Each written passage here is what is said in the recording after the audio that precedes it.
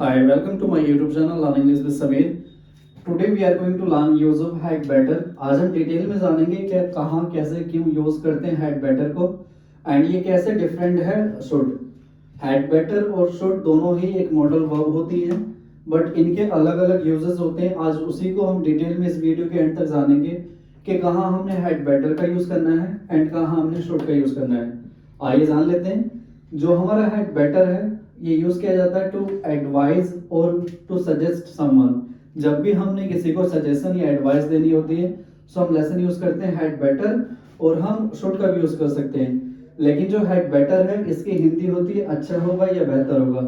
जब हम किसी को एडवाइस करते हैं कि उसके लिए काम करना अच्छा होगा, उसके लिए वहां जाना अच्छा होगा, उसका यहाँ आना अच्छा होगा या बेहतर होगा, सो हम लेसन यूज करते हैं हैड बेटर. इसके साथ साथ इसकी ये भी मीनिंग होती है कि अगर आप ये काम नहीं करोगे सो उसके नेगेटिव इम्पैक्ट्स होंगे या फिर कुछ कॉन्सिक्वेंसेज होंगे.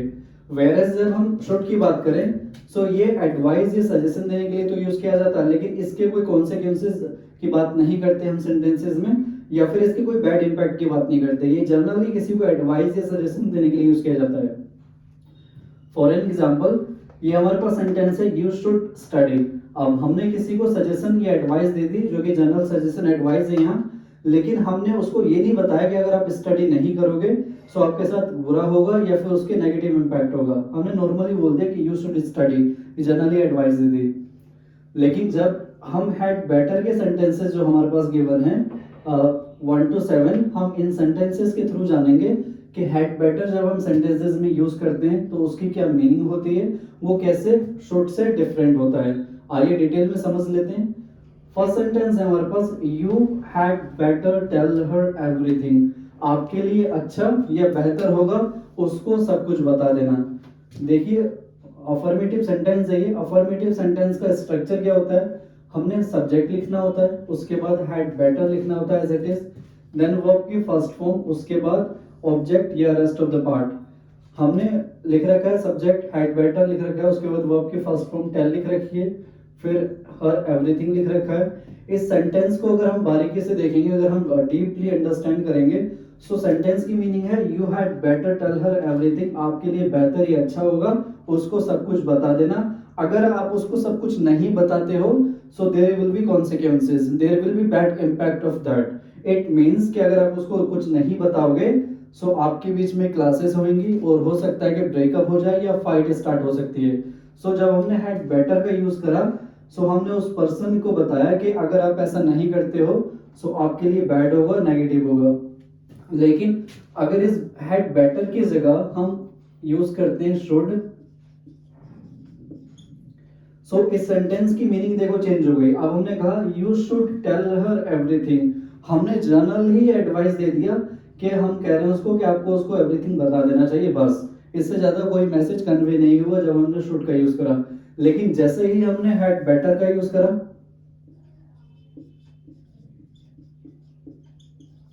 हैड बेटर की मीनिंग हो गई कि आपके लिए बेहतर अच्छा होगा उसको सब कुछ बता देना. अगर आपने उसको नहीं बताया सब कुछ तो बेहतर नहीं होगा या फिर अच्छा नहीं होगा, आपके लिए कुछ ना कुछ गलत होगा. आई होप आप इन दोनों में जो डिफरेंसेस होते हैं हैड बेटर और शुड में समझ गए होंगे. आइए नेक्स्ट सेंटेंस की ओर मूव करते हैं. नेक्स्ट सेंटेंस है you had better come on time. अब सपोज करो कोई कंपनी में एम्प्लॉय है, वो एम्प्लॉय की टाइमिंग है 10 o'clock मॉर्निंग की, लेकिन वो क्या करता है कि 10:10 या 15 या 20 या 10:30 आता है डेली.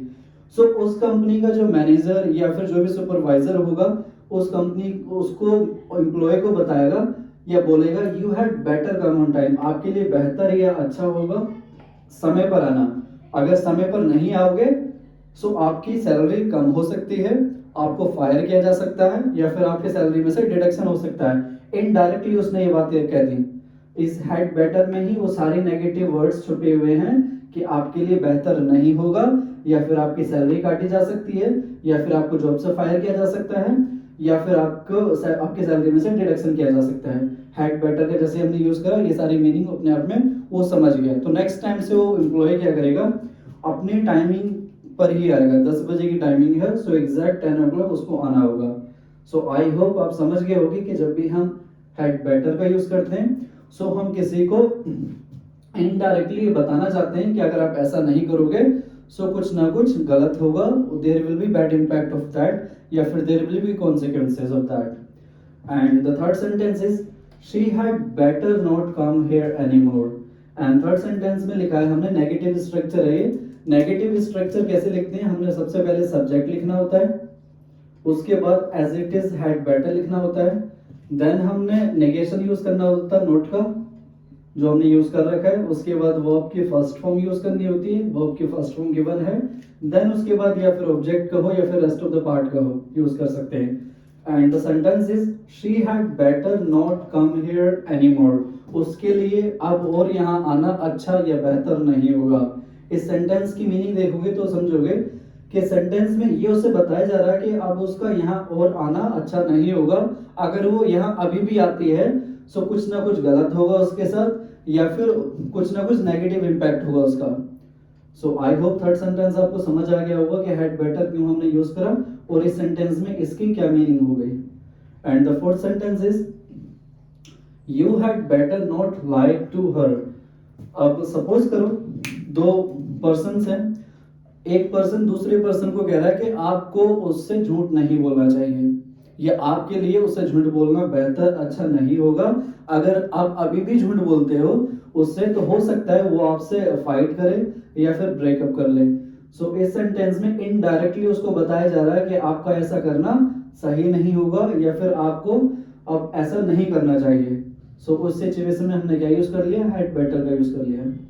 आई होप आप ये फोर सेंटेंसेस समझ गए होंगे हमने किन सिचुएशंस में हैड बेटर का यूज करा और इनके क्या मीनिंग कन्वे हुई है. And the fifth sentence is had I better talk to you. अब ये इंट्रोगेटिव सेंटेंस है.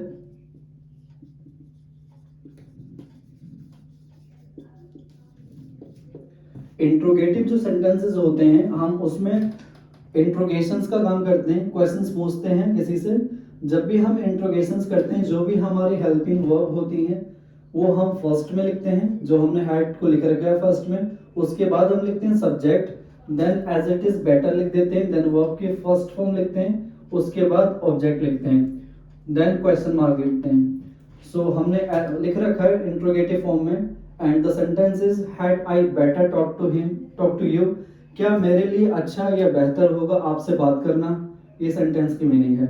इसलिए हमने क्या यूज कर रखा है, हैड बेटर कर रखा है. पूछ रहा हूं मैं किसी से क्या मेरा आपसे बात करना अच्छा या बेहतर होगा. And the sixth sentence is ये हमने WH वर्ड से स्टार्ट कर रखा है. सेंटेंस है हमारे पास where had she better start her startup. उसके लिए कहाँ अपना स्टार्टअप अपना बिजनेस स्टार्ट करना अच्छा या बेहतर होगा. जब भी हम WH सेंटेंसेस जो होते हैं हमारे WH वर्ड से सेंटेंसेस स्टार्ट करते हैं सो हम WH वर्ड को फर्स्ट में लिखते हैं, उसके बाद सेंटेंस में जो भी हेल्पिंग वर्ब होती है उसको लिखते हैं, देन सब्जेक्ट लिखते हैं, उसके बाद में बेटर का यूज करते हैं, देन वर्ब की फर्स्ट फॉर्म लिखते हैं, उसके बाद ऑब्जेक्ट लिखते हैं, देन क्वेश्चन मार्क पुट कर देते हैं. सो हमने सेंटेंस की इसकी क्या मीनिंग हुई, उसका कहाँ बिजनेस स्टार्ट करना है, स्टार्टअप स्टार्ट करना बेहतर या अच्छा होगा. And the seventh sentence is why had you better leave the city. आपके लिए सिटी छोड़ना क्यों बेहतर या अच्छा होगा. इस सेंटेंस को भी हमने WH वर्ड से स्टार्ट कर रखा है, उसके बाद हैड का यूज कर रखा है, देन सब्जेक्ट यूज कर रखा है, देन बेटर यूज कर रखा है, देन वर्ब की first form, then object use कर रखा है. उसका क्यों सिटी छोड़ना बेहतर या अच्छा होगा. सो आई होप इन सेंटेंसेस के थ्रू आप समझ गए होंगे कि हैड बेटर का हम कहाँ कैसे यूज करते हैं और ये जो शुड है हमारी मॉडल वर्ब ये कैसे उस हैड बेटर से अलग है. बिकॉज जो शुड होता है ये जनरली किसी को एडवाइस या सजेशन देने के लिए यूज करते हैं, वेयर एज जो हमारा हैड बेटर है ये प्रेजेंट या फ्यूचर की एडवाइस देने के लिए यूज किया जाता है. जिस सेंटेंस में हम मीनिंग कन्वे करते हैं आपके लिए अच्छा या बेहतर होगा ऐसा करना, अगर आप ऐसा नहीं करते हो so there will be consequences of that, there will be bad impact of that.